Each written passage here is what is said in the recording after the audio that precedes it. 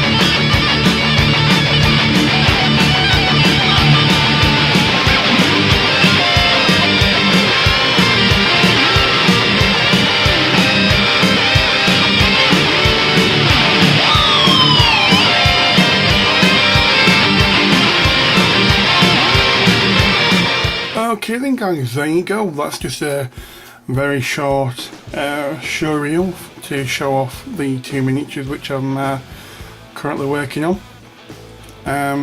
Let's bring the Help for Heroes back in. Pick up my trusty tool. Okay then, things I've still got left to do. Power cables for the lightning claws, they need doing. And see if I can get some light in here for you. There you go. Let's zoom in on it. There's like a pewtery seal type lock thing there that needs painting, so I'll just paint that gold. And there's a bit of paper there and a pewtery seal that needs some text on, and pretty much done. Base has been festooned with rubble and little tufts of grass. I know Judge Gudge has recently just bought some of these, and dude, they are the fucking best thing ever when it comes to terrain. They just bring stuff to life in a completely new way, because they do look like a tuft of grass. They're spot on.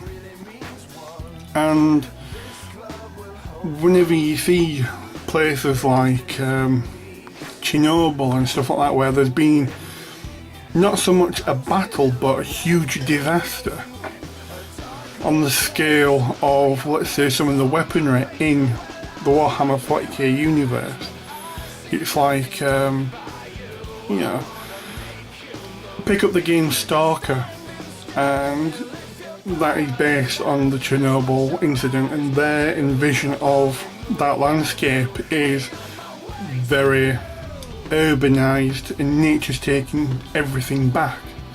and little tufts of grass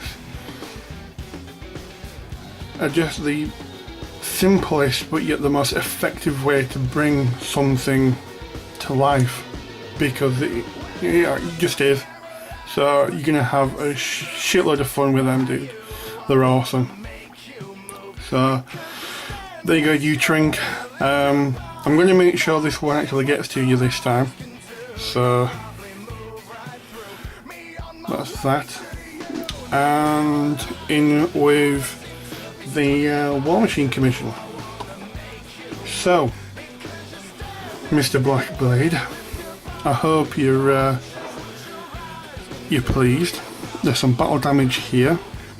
Well, not so much battle damage, it's just like paint chips and stuff like that. Pretty much every single ridge has been hit with some metallic paint to show like it's been weathered. You know, it's not straight out of the K-Door factory and stuff like that. It has been in a bit of a scrap or two. There you go. See it there. So yeah, the last time we actually PM'd one another, we were talking about the freehand stuff. So I said I was going to put a K-Door symbol there, decided not to in the end, and just stuck with, let me get my camera sorted out, come on Mark, get it. Right, here we go. Just stayed with the big K-Door symbol on the top. Got the codex down, you know, off a friend. Had a look through, went on to Cool Mini again. I just basically went and had a look at as much iconography and picture work and whatever to find enough material to make my own, you know, scheme out of. So what I've done is, because he's white and we've added these hints of red, I decided to stay with the theme of hint of red, and instead of just keeping it a black K-Door symbol, I've decided to outline it with some red. Same goes for the 2-inch shoulder pad. So this is the second Juggernaut in his company, in his regiment, in his guerrilla group, whatever, you know, he's going to be a part of. He's number 2. And then there's some freehand work here on the text. And it's 3A Polania, or however it's pronounced. If you were Russian, you would actually be able to read this and it makes sense. I went on to an English to Russian translator, threw in a few words, and this is what I've come up with. Now, the first two that I put in was Juggernaut and Destroyer, and you end up with a word so long I possibly couldn't fit that on. It's like this long with a word. Yeah, like that long. So we're like, I need something a little bit shorter. Let's put in a really long phrase and see what I get. And I got this back. Now, this actually says that 3A is father, and that word is motherland. Seeing as Russia refers, Russians refer to Russia as their motherland, and K-Door is very Russian. I thought, go on then, let's give it a go. And I put it on there for you, so it's nice, clear, means something, adds a bit of character to him. Yeah, it's purple on the visor, as you asked. Need to make that pop a bit more. All that I've done so far is put down the metallics, and they just weren't a good enough base for the GW Leviathan purple to actually stand out. It just wasn't strong enough. So fortunately I had some inks from the Vallejo range, and in there was a violet. Now because it's an ink, it's concentrated pigment, it just flowed on there and popped really. So now what I'm going to start doing is mixing a bit of white to said ink. I'm going to now try to come back in with a higher, lighter hue of the same colour and give the glowing effect. So the next two models I've been debating whether or not to show you. So can I have a Golden Demon intro?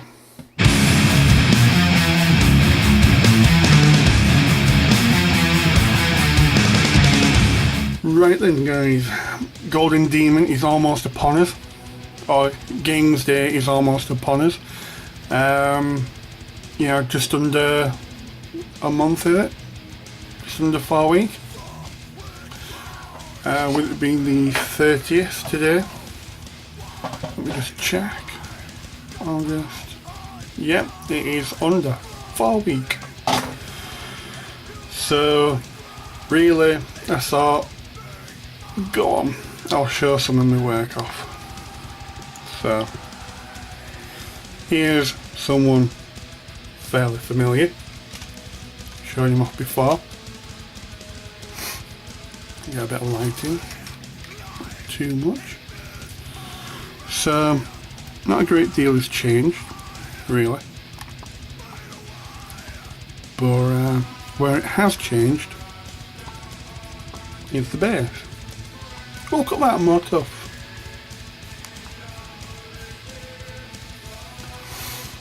And what I've done is a little bit of water effects. Now this seriously does need tidying up. When I put the water effects on, it decided that it would shrink on me.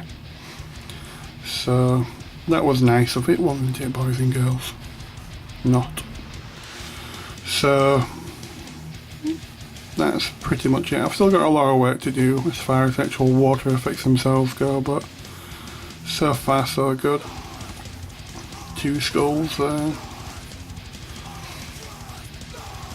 If I had some more money I might have invested in some other materials, but I don't. I don't even have an old broom that I can nick some bristles from and make some tall grass in the water, because it seems to be a very minimalistic base. But I think it's not too bad. I think the most important thing is the miniature himself, not his base, and that's been completely off shot. So, and I'm happy with the skin tones and stuff like that. So, it's looking good. It's looking good. I like him. With any luck, entering with all the other plebs, all the other people hoping and wishing to get a Golden Demon. With any luck, he should be good enough to go up against all them lot. Now the other one's a bit of a biggie, so let me move you up.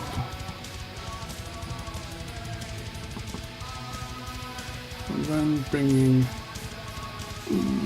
this guy. Yes. This is the Forge World Chaos Space Marine bust from like eons ago. I got one, I painted it up the best I can. It was whilst I was actually doing a Chaos Army that I got him. You know, no real introduction to the actual chapter that he's part of. I think it's pretty obvious that he's a word bearer, seeing as they are my favourite Chaos chapter due to their linkage to the Blood Angels as one of their biggest arch enemies is the word bearer Chaos Legion, along with the World Eaters due to their pre-heresy or post-heresy activities. There were a lot of rivalry going on between Angron and Sanguinius. I think it was the sheer fact that Sanguinius just couldn't give a fuck really, and that really got on Angron's tits a bit. But yes, the word bearers. I think it's primarily due to the Deuce Sanguinius and Deuce and Carmine books that I was reading that I really based a lot of my decisions on. Yeah, it's the way that James Swallow kind of builds the friction between the two chapters is really cool.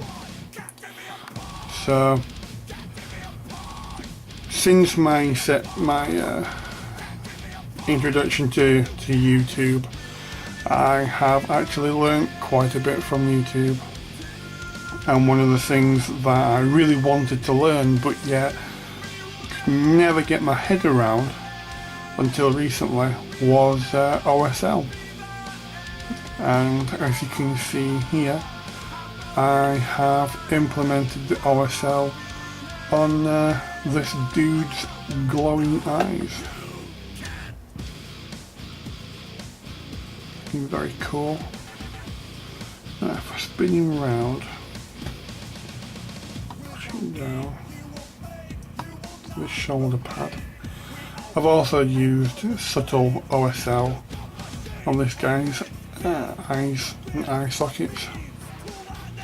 The flesh, I really wanted to make it quite pale but yet quite demonic. So basically base coated it bleach bone, I believe. The original one with bleach bone went in with some washers.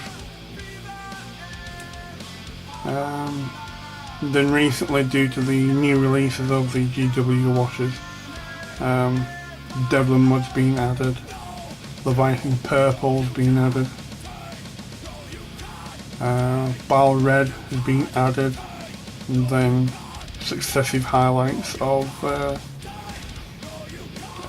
Deneb Stone, dry brushed over the top, and then there's the watered down yellow, which, if I remember correctly, I used the yellow ink from Vallejo and just watered it down until it was quite literally quite transparent and quite weak, that it would make a very nice wash. And that's the thing about OSL that I found out, is you really want to water your paints down as far as you can go without them really splitting. You know, it's kind of almost on the verge of coloured water, and then you just want to build them up slowly. That's it really, that is the key to OSL. Really, there's no real fancy technique, no fancy additions, no like matte mediums, no mediums needed. It's just watered down paint, that's it. It's that simple. So here we are. This is a skull base I've had for quite a long time. Been painting miniatures for quite a while, and this is a base I had a alien on top of, the xenomorph from the Alien movies. So I've just basically painted it up as stone, stuck this guy on, added some slate and stuff and made it look a bit like rubble. Recently just gone over it with an airbrush, then put some pigment in there, some pigment powder, and gave that a blast. Now I need your help, guys. The blood, does it stay or does it go? I'm 50-50 about it. I'm not sure.